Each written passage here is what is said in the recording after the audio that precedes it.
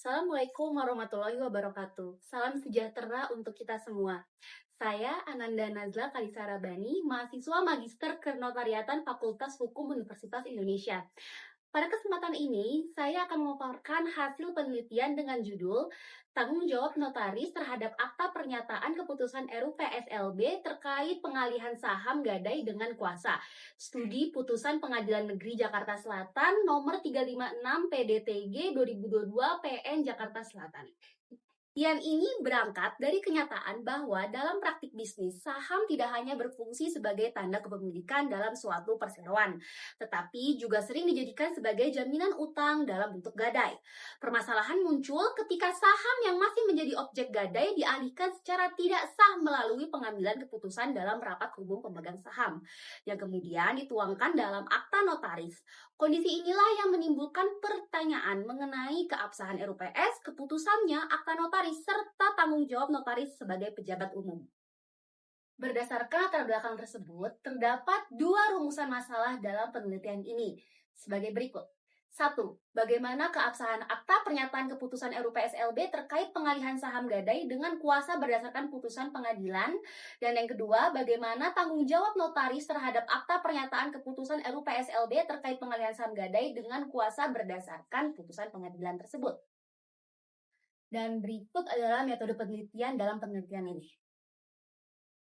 Adapun kebaruan dari penelitian ini terletak pada analisis keterkaitan antara mekanisme pengalihan saham gadai, keabsahan RUPS, pembatalan akta notaris, serta pertanggungjawaban notaris secara perdata, administratif, dan etik secara komprehensif dalam satu kesatuan peristiwa hukum. Penelitian ini tidak hanya menyoroti aspek keabsahan akta, tetapi juga menempatkan prinsip kehati-hatian notaris sebagai parameter utama dalam menilai adanya perbuatan melawan hukum dalam pembuatan akta autentik. Dalam penelitian ini bermula dari hubungan utang piutang antara debitur dan kreditur. Sebagai jaminan atas utang tersebut, saham milik pemberi gadai dalam PT debitur dijadikan sebagai objek gadai. Ketika debitur dinyatakan one price up, kreditur selaku penerima gadai tidak melakukan eksekusi gadai saham sebagaimana ketentuan hukum yang berlaku, melainkan menggunakan kuasa dalam akta perjanjian gadai untuk menyelenggarakan, menghadiri, dan memberikan suara dalam RUU PSLB PT debitur, guna mengubah susunan pemegang. Tindakan tersebut mengakibatkan saham yang digadaikan beralih ke pemilikan tanpa melalui mekanisme eksekusi gadai yang sah. Hasil rapat tersebut selanjutnya dituangkan ke dalam akta pernyataan keputusan RUPS oleh notaris.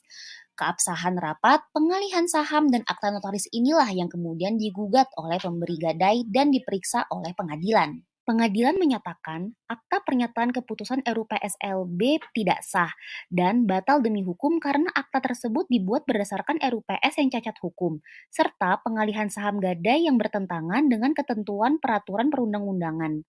Ketidaksahan RUPS tersebut disebabkan oleh penyelenggaraan rapat oleh pihak yang tidak berwenang, sehingga keputusan yang dihasilkan juga menjadi tidak sah.